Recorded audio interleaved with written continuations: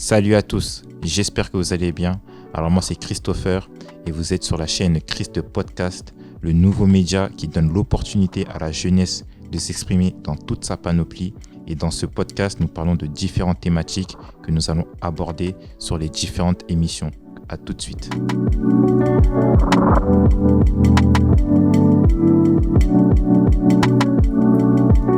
Salut à tous. Salut Chris. Salut Mich, comment ça va? Ça va et toi? Ouais, ça va super. Ça faisait longtemps qu'on s'était pas revu. Ça fait vraiment longtemps et franchement, je suis content toujours qu'on puisse faire cette émission qui se nomme le Christ Podcast. Ouais. Il y a à côté de nous un invité. Pour la première fois, on a un invité là sur le Christ Podcast. Je te laisse te présenter très brièvement pour ceux qui ne te connaissent pas, tout simplement. Tout d'abord, merci. Bonjour plutôt, Chris. Michel. Yes, enchanté. Merci pour l'accueil et merci pour l'invitation aussi. Donc je m'appelle Patrick et je suis ravi d'être là avec vous pour ce podcast sur la paresse. Ok, top. Donc, Eh bien, écoute, c'est pas grave, il a déjà donné le sujet. Il a déjà donné le sujet, il a déjà spoil. Mais bon, on va aller directement sur le concret. Voilà. Donc là, pour la 4e épisode, on va parler d'un sujet qui est intéressant et je pense qu'on doit vraiment en parler, notamment vis-à-vis de la jeunesse, tu vois, c'est la paresse. Et la paresse, on peut dire, il y a beaucoup de choses qu'on peut dire sur la paresse. Et le but de cet épisode, c'est de pouvoir décortiquer en quoi ça consiste, etc.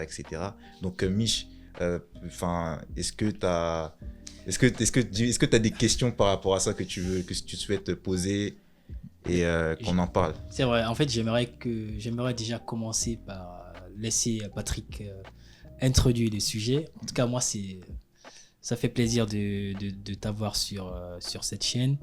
Est-ce que tu peux nous dire c'est quoi la paresse? Comment tu perçois ce terme?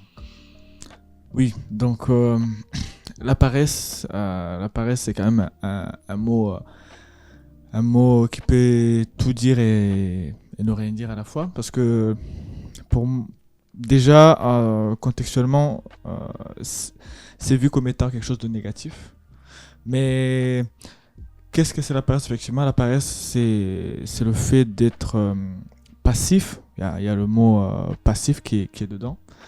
Je connais pas bien l'étymologie du mot, mais on sent qu'il y a le côté passif, le côté inactif de la personne ou d'un élément, d'une entité. Donc, et ça, c'est mal vu en fait pour notre société aujourd'hui. Mais moi, je pense que c'est quelque chose aussi, c'est un atout en fait. Ça peut être. Je pense que la définition c'est ça. J'allais rentrer tout de suite dans le sujet du sujet, mais je vais attendre que. On te laisse parler, t'inquiète. Comme vous l'avez entendu, justement, je suis partant pour le sujet. C'est intéressant comme sujet. En tout cas, c'est très clair. Hein. Franchement, moi, j'aime bien le terme inactif, d'être passif, pardon. C'est ça. Parce que la paresse, en fait, ça a une connotation vraiment négative. Ouais, péjorative, même si ça peut avoir aussi une connotation positive. Mais là, on va en parler. Donc, Chris, qu'est-ce que tu en dis? Par rapport à la définition de la paresse, la paresse, c'est tout simplement le fait de ne pas être actif. Hein. Tout simplement, c'est de ne pas être actif. Mais surtout, je pense que dans la paresse, il y a l'aspect aussi procrastination. C'est-à-dire, en gros, que tu as quelque chose que tu dois faire. Tu vois, tu as, par exemple, comme on dit, un agriculteur, et c'est le temps de la moisson. Ouais. Et la personne, elle se dit, elle a la flemme de le faire. Pour moi, la paresse, c'est la flemme, en fait. En fait, la flemme, c'est en gros, tu sais que tu dois faire quelque chose. D'accord. Et tu remets ça plus tard. Tu remets ça plus tard. Pour moi, la paresse et la procrastination, c'est à peu près similaire, quoi. Par rapport à ce point. Ouais. C'est clair. C'est vrai qu'il y a plusieurs façons de voir la paresse. D'ailleurs, il y a quelqu'un qui a dit un jour que la paresse, en fait, c'est de faire quelque chose, d'avoir la motivation de faire quelque chose et tout de suite d'abandonner lorsque cette chose devient plus difficile pour toi. C'est peut-être pas forcément une définition qu'on peut généraliser, mais après, on peut l'accorder quand même cela. C'est ça, après c'est la définition propre à chacun. Voilà. Donc vraiment, après je sais pas c'est quoi la définition de la paresse sur Wikipédia, ce qu'il dit, mais en tout cas c'est la manière dont je pense. En tout cas c'est intéressant d'avoir tous ces avis qui sont vraiment différents. Mais l'élément central, c'est de savoir réellement quelles sont déjà les causes de la paresse. Hein. Pourquoi aujourd'hui les gens ils procrastinent Dans notre génération. dans notre génération. La paresse, je pense que ça a toujours existé. Oui, Tu vois, oui. c'est pas une question de, c'est pas forcément lié à une génération spécifique. Ouais. Mais selon vous, pourquoi les gens ils procrastinent? Pourquoi les gens sont passifs? Alors, là, on entame le sujet sur le côté, on va dire, voilà, négatif du mot. Pourquoi les gens deviennent passifs? Moi, je dirais d'abord, en fait, c'est avant d'être paresseux, ou du moins de manifester la paresse en soi, c'est que déjà, on est dans un monde, en fait, très actif, en fait, où il faut aller plus vite, où il faut suivre le mouvement. Donc, c'est vrai que le fait d'être paresseux ou de manifester de la paresse, ça peut susciter une attention. Ouais. Et de là, ce qu'on peut dire, en fait, c'est que, effectivement, qu'est-ce qui nous rend paresseux? C'est un peu la contemplation. En fait, je pense que pour moi, on a envie de contempler, on a envie d'observer, mais sauf que comme on est dans un monde où il faut consommer, il faut même consommer de façon visuelle, hein, on n'a plus le droit en fait à absorber et à aimer ce qu'on regarde. Donc en fait, On n'a plus le droit, ça veut dire en fait on se laisse influencer en fait par ce qu'on regarde ou qu'est-ce que tu veux dire par là en fait?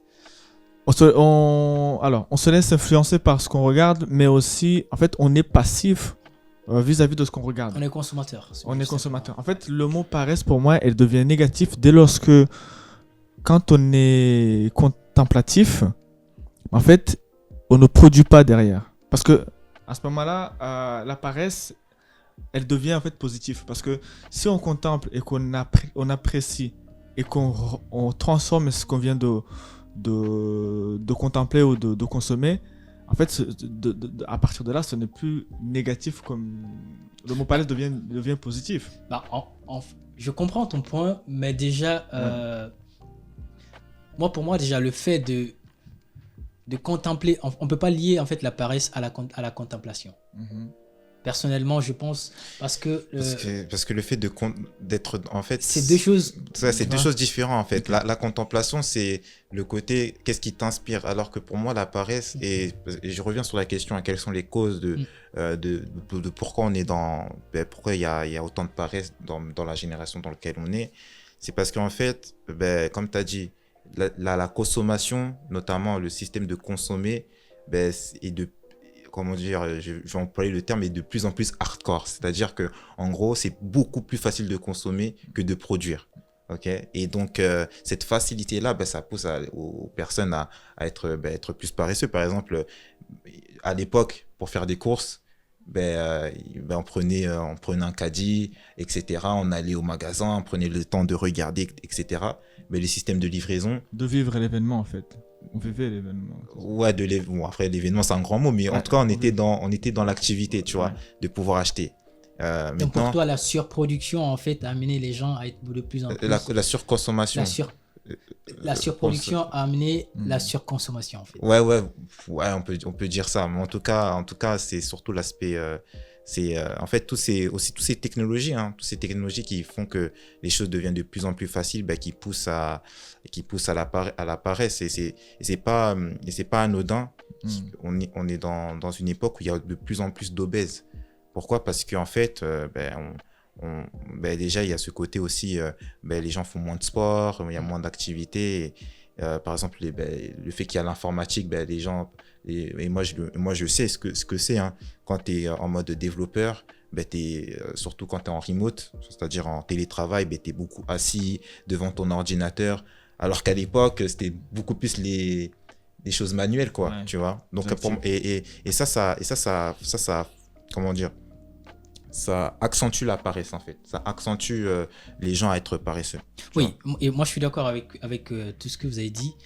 Ça c'est de façon générale, tu vois. Mais si on essaie de ramener le sujet de manière plus individuelle, à la personne, voilà, toi, moi, Christopher, qu'est-ce qui nous amène parfois à être paresseux?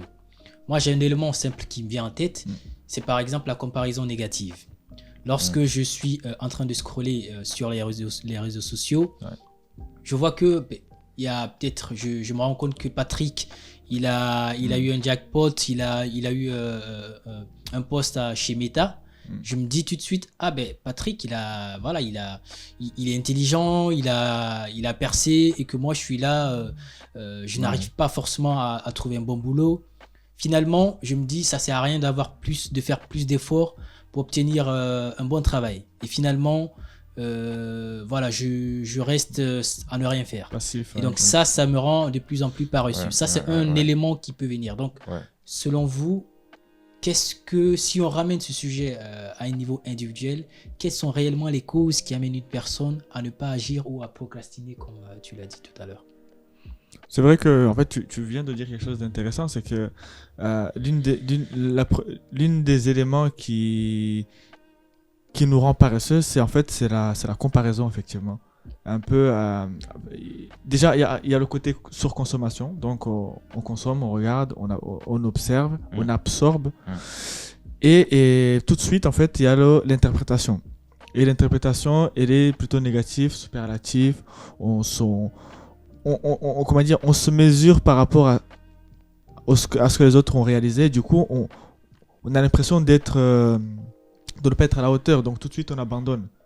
En fait, effectivement, si on regarde bien, on se compare à longueur de journée, et la plupart des choses sur lesquelles on se compare, on a l'impression qu'en fait les autres, on a l'impression que les autres en fait ont déjà avancé depuis, et que nous on est loin. Et je souligne ça, hein. Je dis que effectivement c'est l'une des choses qui me rend paresseux d'une certaine manière. Et c'est vrai que en fait aussi le fait de la surproduction, on remarque aussi qu'en fait à chaque fois qu'on commence quelque chose, quelqu'un d'autre l'a déjà réalisé. C'est même pas là on est plus sur la comparaison, mais on se dit mais la personne l'a fait. Après c'est ça, c'est ce côté en fait il y a une différence entre recopier et de s'inspirer, quoi. Et c'est ça le problème, c'est que quand les gens ils sont en mode recopier, ils ont moins cette niaque en fait de pouvoir exécuter ce qu'ils veulent faire. Mais quand tu es dans un état d'esprit d'inspirer, tu dis ok, ça c'est super bien. Par exemple, admettons Apple, ils ont sorti l'iPhone. Samsung, ils ont dit ok, ils ont sorti l'un des premiers smartphones, en tout cas le premier smartphone à être le plus répandu dans le monde. Samsung, ils se sont dit ok, Apple, ils ont sorti ça m'inspire. Qu'est-ce que je vais faire de mieux? Mais c'était pas dans en gros du copier-coller sur ce qui a été fait. Et je pense que c'est important parce que je comprends totalement, quand tu es en mode recopier, tu dis ok, c'est déjà fait, donc tu as moins la niaque de pouvoir continuer, donc la paresse peut venir. Mais il y a un truc, je crois que j'ai un peu oublié ce que tu as dit. C'était sur l'aspect.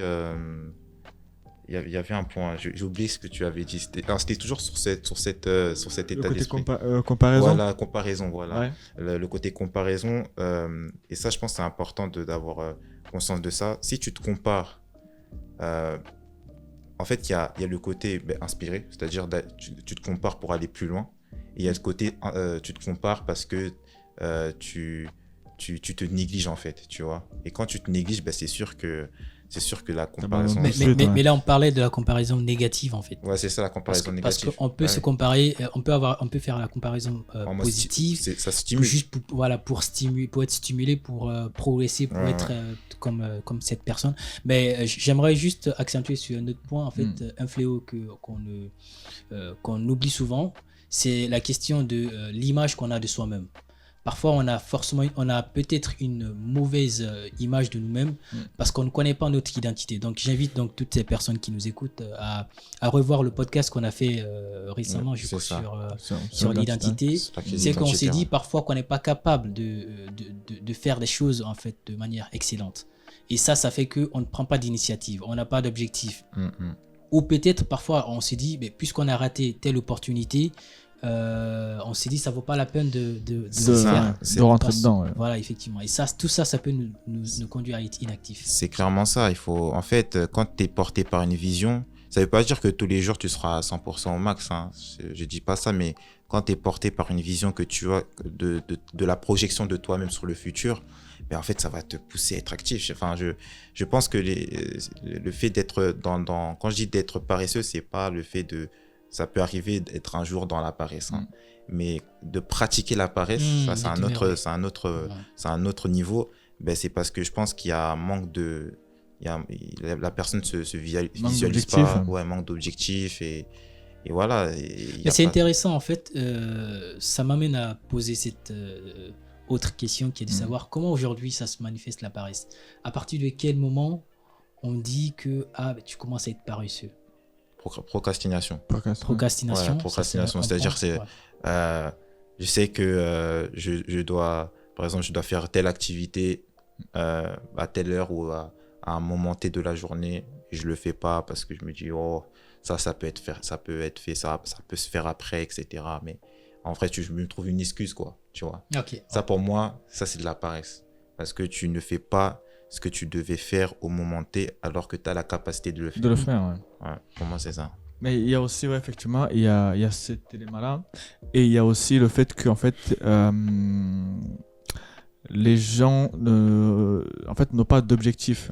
N'ont pas d'objectif journalier. Très bon point. Ouais. N'ont pas d'objectif même dans une heure précise. En fait, ça peut nous ramener à la surproduction, mais déjà, si on est déjà paresseux, on n'est déjà pas surproductif. Donc, autant se permettre d'être un peu productif quand même. C'est ça. Ouais. Donc, je pense qu'en fait, l'un des éléments pour pouvoir lutter contre ça, c'est vraiment avoir 1 ou 2 points à faire dans 1 heure ou dans 2 heures, mais vraiment avoir quelque chose à faire. Ça peut être tout petit, hein, ça peut même laver 1-2 assiettes ou même nettoyer, mais il faut se l'écrire. En fait, ça doit être une tâche à réaliser. En fait, il faut avoir conscience du temps, en fait. Ouais, il faut avoir conscience du temps. Ouais. Et ça peut déjà... Et quand on le fait, en fait, ainsi de suite, on se rend compte qu'on va réaliser plein de choses dans la journée très rapidement. Oui, c'est clair. Il y a aussi, je pense que aussi ça se manifeste par la nonchalance, en fait, la paresse. C'est 2 choses différentes. J'avoue que c'est lié. Parce que c'est très lié. Parce que je pense qu'il faut qu'on aborde ce point. Parce que la nonchalance, c'est pour moi un niveau un tout petit peu moindre que la paresse, mais ça fait un peu partie de la même catégorie. D'accord, ok. Parce que pour moi, la nonchalance, c'est de se dire, ok, je vais commencer une activité, mais je le fais en étant bras ballants. Et pour moi, tu te dis peut-être que tu as fait l'activité, mais ce n'est pas au point où ça doit être. Okay. Et je pense que pour moi, c'est un peu le même pédigré. Okay. Nonchalance, paresse, négligence, procrastination, c'est quand même la même famille, mais pas à un même niveau. C'est ça. Mais il y a quelque chose quand même qui me démange quelque part. Parce que en fait, tout ça est lié à un élément, c'est que, en fait, on sent qu'il y a un manque de créativité, quelque part. Ouais. Un manque de créativité. Peu importe ce qu'on crée, on n'a pas besoin de créer Tesla, mais c'est juste une créativité encore une fois, dans l'heure qui vient. Il faut avoir quelque chose. En fait, la paresse, c'est le manque d'idées.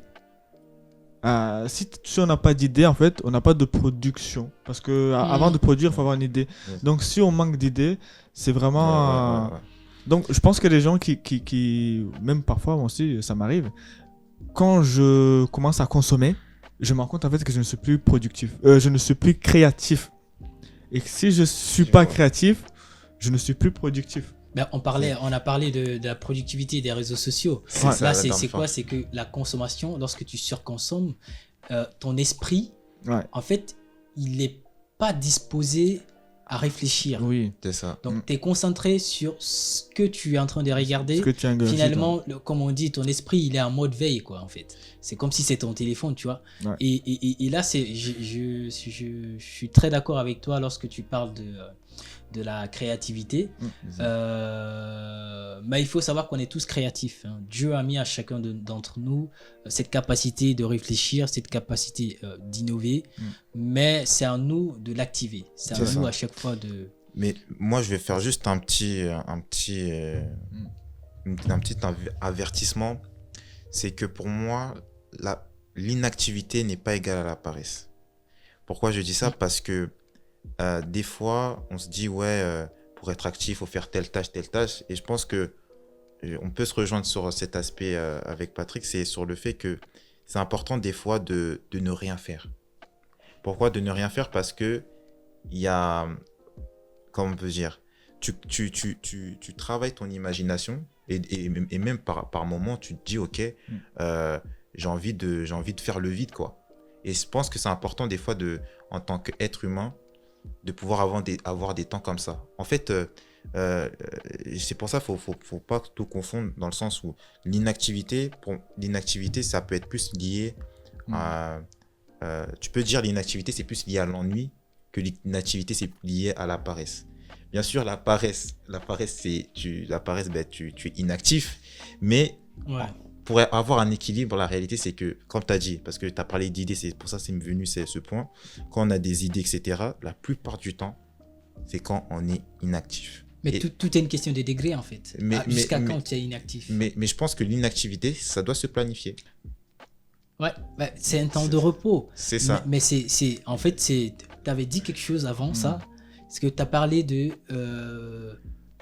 degrés. En fait, il y a des degrés si tu veux, de nonchalance, de paresse. Ouais. Parce que lorsque tu es inactif pendant 2 heures, 3 heures, 4 heures, 5 heures, tu es inactif et que c'est en mode en boucle, c'est-à-dire à chaque fois tu es inactif, finalement, ça devient de la paresse. Mais ça doit se planifier l'inactivité. Comme je dis, ça doit se planifier l'inactivité. Et encore une fois, la paresse, c'est de se dire, en fait, tu sais que tu dois manifester des choses, mais tu ne le fais pas. Tu ne le fais pas consciemment. C'est ça, consciemment aussi. C'est surtout ça, consciemment. Okay. Ouais. Mais pour moi, c'est important d'avoir aussi des moments, entre guillemets, d'inactivité, des temps de repos, d'inactivité, parce que des fois, le fait d'être trop dans l'action, le fait que tu sois trop dans l'action, ça t'empêche de prendre un peu du recul.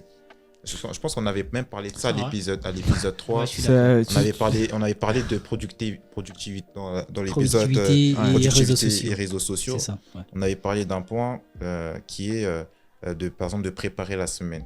Okay? Ouais. Et quand tu prépares la semaine, tu n'es pas actif dans le sens à faire des choses, mais tu prends le temps de réfléchir, d'être dans la réflexion. En fait, c'est très subtil ce que je dis, hein, mais dans l'inactivité, ce sont aussi des temps de réflexion, ces temps où tu fais le vide. Et ça, pour moi, l'être humain doit prendre le temps de se planifier ces temps-ci. Mais il faut le planifier, sinon tu vas tomber dans la paresse. Il y a un proverbe qui dit « À cause du froid, le paresseux ne laboure pas. À la moisson, il voudrait récolter, mais il n'y a rien. » Oui, parce qu'il ne fait pas ce qu'il devait faire à l'instant. C'est exactement ce que tu viens de dire. Au moment précis. Ouais. Non, mais c'est vrai. Il y a aussi lors de la création en fait du monde, Dieu a créé dans la Bible, Dieu a créé la terre en 6 jours et le 7e jour il s'est reposé. Donc on voit très bien qu'en fait l'inactivité effectivement n'est pas négative, elle est plutôt liée aux ressources en fait, au ravitaillement de son corps, de son esprit, de sa créativité justement, pour pouvoir en fait pour reprendre une bonne reproduction, une bonne énergie en fait vers la production. Mais aussi il y a l'élément que tu as dit, c'est qu'en fait il faut planifier. Effectivement, Dieu a planifié sur 6 jours. Ouais. Ce qu'il a fait sur 6 jours, le 7e jour il s'est reposé. Et éventuellement peut-être il a repris ou peut-être toujours en processus. C'est une image. Mais on voit bien qu'il y a le moment de réflexion, d'une activité, de travail, d'inactivité. Ouais. Et le moment aussi de produire. L'agriculteur, ce qu'on disait tout à l'heure, c'est qu'il y a un temps de moisson, un temps de récolte. C'est ça. Il ne fait pas les deux en même temps. Enfin, c'est la même chose, temps de moisson. Enfin, le temps de semence et de récolte. Et éventuellement le temps de récolte n'est pas égal au temps de semence. Il y a plus de travail pendant la semence que la récolte, et il y a des moments aussi qui consomment bien. On voit même aussi des animaux qui sont, comment dire, qui j'ai oublié le mot. En tout cas, en parlant de ça, ça me fait penser d'un animal là. Comment il s'appelle l'animal l'animal le plus lent Ouais, le caméléon, paresseux, ouais, c'est le paresseux, ouais, c'est ça. Ouais. Il s'appelle Ouais. le paresseux. Ouais. Voilà. parce qu'il est lent. Il est- Mais oui, je voulais dire en fait le fait d'hiberner. Oui. Pendant la période d'hibernation, les animaux ne produisent pas. Ils produisent pas, ouais. Ils consomment ce qu'ils ont emmagasiné en fait durant la C'est période ça. d'été. Clairement. Ouais. Donc, est-ce qu'on peut dire pour autant qu'ils sont des paresseux? Je ne sais pas. En fait, je pense que le mot paresse, c'est vraiment lié au fait de ne pas avoir de plan. Ouais. C'est ça, pas avoir de plan. L'hibernation, ça fait partie d'un plan. D'un plan fixé Voilà. d'avance qu'on planifie. Et en fait, les philosophes ont déjà travaillé là-dessus. Ils ont déjà eu des idées effectivement sur le droit à la paresse, en fait. Ils disaient que dans notre société où, justement, en fait, le prolétariat, le fait de travailler, on travaille tous du matin au soir, on n'a pas le droit à la paresse, on n'a pas le droit à autant de repos. À tel point qu'en fait, celui qui se permet une minute de répit, ben, on le traite de paresseux. Alors Ouais. que c'est un droit en fait humain, c'est un droit naturel. Je pense que oui, c'est un droit naturel. Ouais, On l'a ça, dit c'est pendant vrai. la création de la Terre. Ok. Ouais. Et donc, je pense que c'est là où je me dis qu'en fait la paresse n'est pas quelque chose de mauvais. C'est une belle transition, Patrick, que tu es en train de faire. La question qu'on va se poser, c'est quels sont donc les dangers de la paresse pour quelqu'un qui considère que la paresse, c'est négatif, et pour celui-là qui considère que la paresse, parfois, c'est quelque chose de bien. Quels sont donc les avantages que la paresse procure? Donc juste, je ne sais plus si c'était Steve Jobs qui disait qu'il préférait recruter... ceux qui sont paresseux, je sais plus si c'était vraiment Steve Jobs ou pas, mais bref, la personne préférait recruter des paresseux que des personnes intelligentes. Pourquoi il disait ça? Parce que les paresseux, en fait, ils s'ennuient vite et finalement, ils ont du temps, en fait, pour... De réflexion. de réflexion, effectivement. Clairement. Donc ça peut être un avantage. Mais de l'autre côté, le danger aussi, c'est que la paresse, ça peut conduire aussi à la pauvreté. Parce que celui qui travaille pas ne mange pas non plus. Oui. Donc je sais pas, quel est donc votre point de vue? Toi, t'as choisi ton camp? J'ai pas encore choisi, mais je vous laisse Ok. juste m'en parler. Ok. Ouais. Tu réponds à la question ou tu réponds? Rapidement, mais c'est qu'en fait, il y a deux manières d'être paresseux. C'est que, en fait, non, la paresse, elle est positive lorsqu'effectivement on a des ressources. On se permet d'être paresseux parce qu'on en a plein. C'est vrai.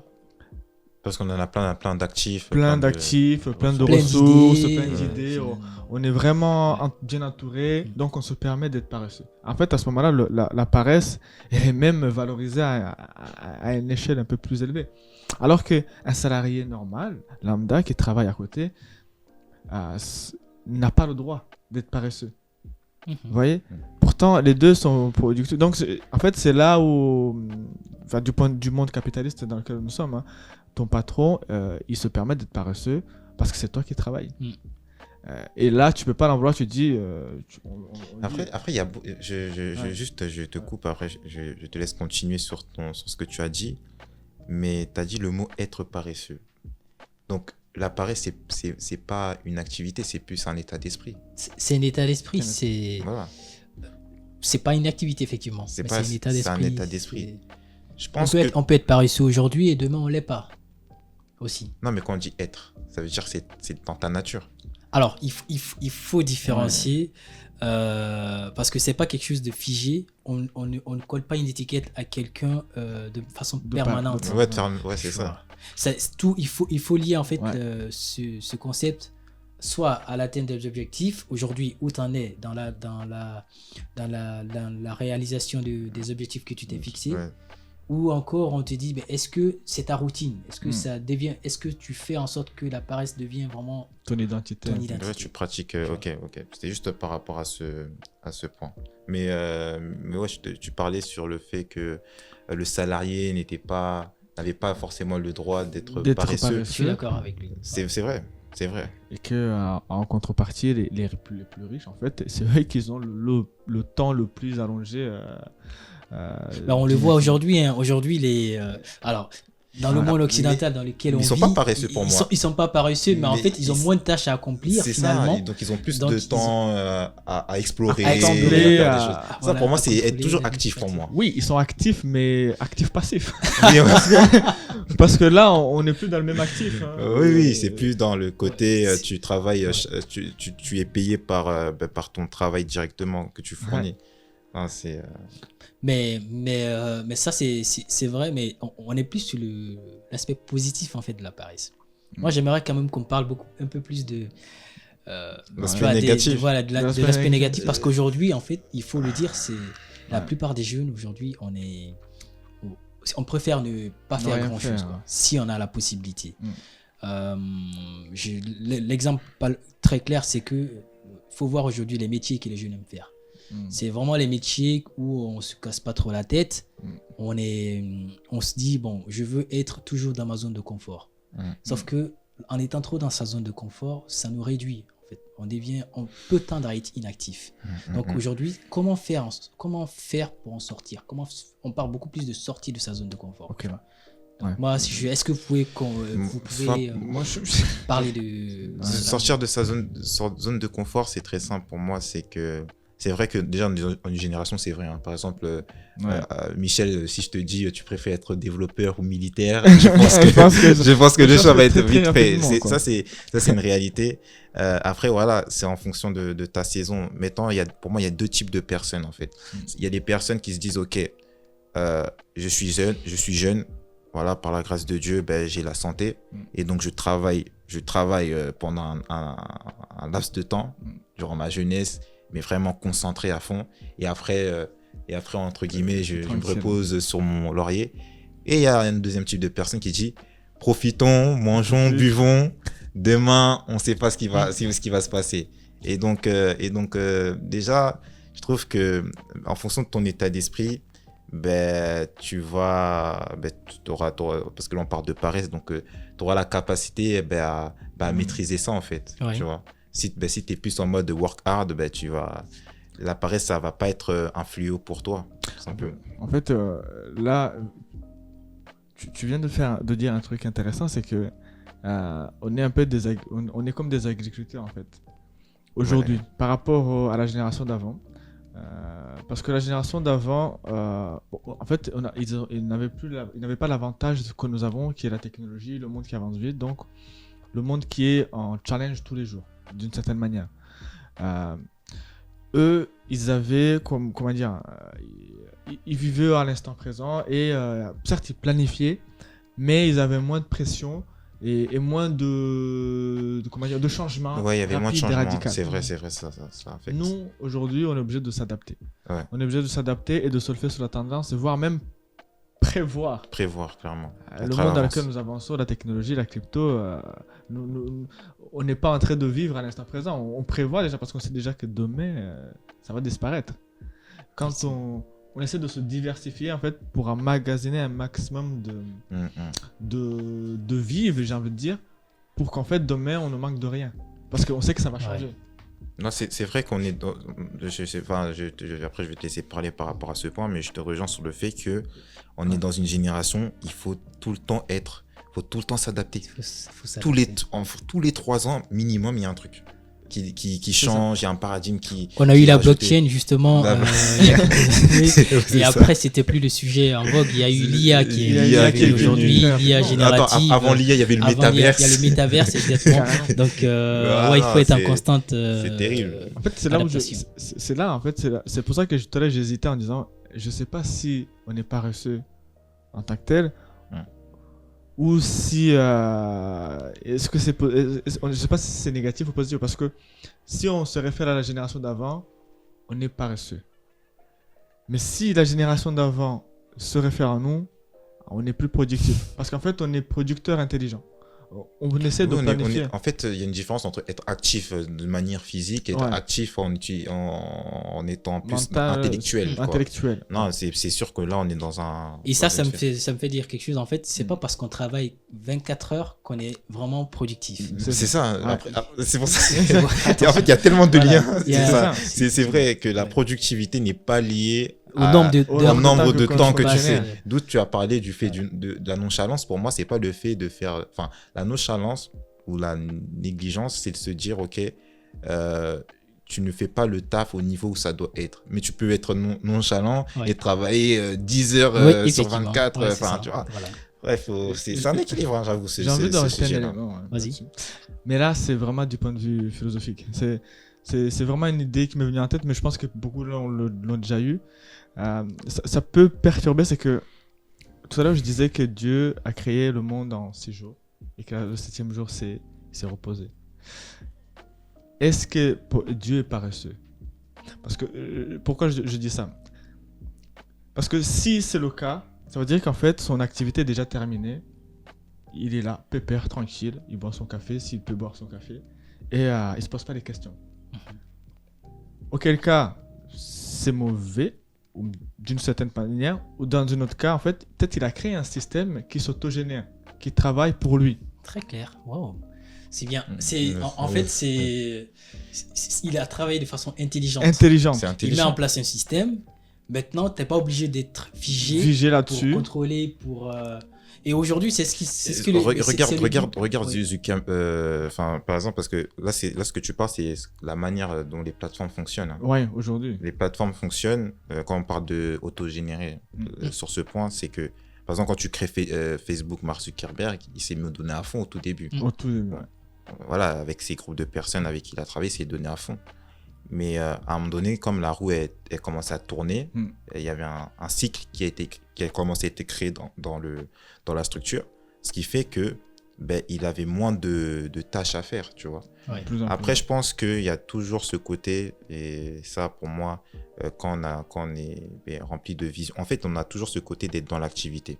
Je pense que la paresse, ça s'arrête au moment... Et ça, c'est un lien qui est très important. Là, en tant qu'être humain, bon, tu as parlé de Dieu. Je vais revenir un peu sur l'aspect plus être humain. On devient paresseux au moment où je pense qu'on arrête d'apprendre. Ouais. Et je pense que l'une des bénédictions que Dieu nous a données, c'est l'apprentissage. Et je pense qu'à un moment donné, si on arrête d'être dans cet état d'esprit-là, la paresse nous touche. Mais en tout cas, je pense que même les personnes qui sont... Parce qu'on parle souvent du fait que oui, même moi qui ai dit, work hard, voilà, et ça génère des fruits. Et maintenant, tu profites de ces fruits. Mais je pense que même quand tu profites de ces fruits, et je sais que j'ai quelques exemples qui me viennent en tête, que bon, je ne vais pas les citer là maintenant, mais j'ai quelques exemples qui viennent en tête. En fait, même si tu as ces fruits, l'être humain qui aime explorer, qui aime aller de l'avant, qui aime apprendre, juste apprendre, va toujours aller de l'avant. C'est pour ça que tu vois des gens qui ont 80 ans qui sont actifs, 90 ans qui sont actifs, même si l'activité n'est pas forcément, comme j'ai dit, n'est pas forcément liée à ce que tu fais physiquement, à ce que tu fais physiquement, mais ça peut être plus intellectuel, mais ils sont toujours dans l'activité. C'est vrai, et il y a quelqu'un qui disait même que surtout la retraite, c'est pas un temps en fait pour se reposer. C'est un temps pour transmettre tout ce que tu as appris pendant ton temps d'activité. Tu es mature, tu as beaucoup appris que la société a besoin de toi. Finalement, ça devient un début de carrière pour toi. Mais les gars, en fait, c'est vrai qu'il y a beaucoup de choses à dire, mais on va quand même atterrir. Donc, est-ce que en 1 minute 30 secondes, est-ce que vous pouvez peut-être dire votre mot de fin? Qu'est-ce que vous pensez de manière générale sur ce sujet, et quels sont donc les conseils que vous pouvez donner à ces personnes qui nous écoutent? Patrick, c'est toi l'invité. C'est toi l'invité, Patrick. C'est très rapide. C'est très rapide, mais on a seul fait sur la vague, on n'a pas été en profondeur, mais si je peux dire rapidement, c'est que la paresse, elle peut être, en fait, comment dire, c'est une aiguille. Elle peut pencher du mauvais côté comme du bon côté, si on l'use de la bonne manière. Si on est surtout conscient. Si on est conscient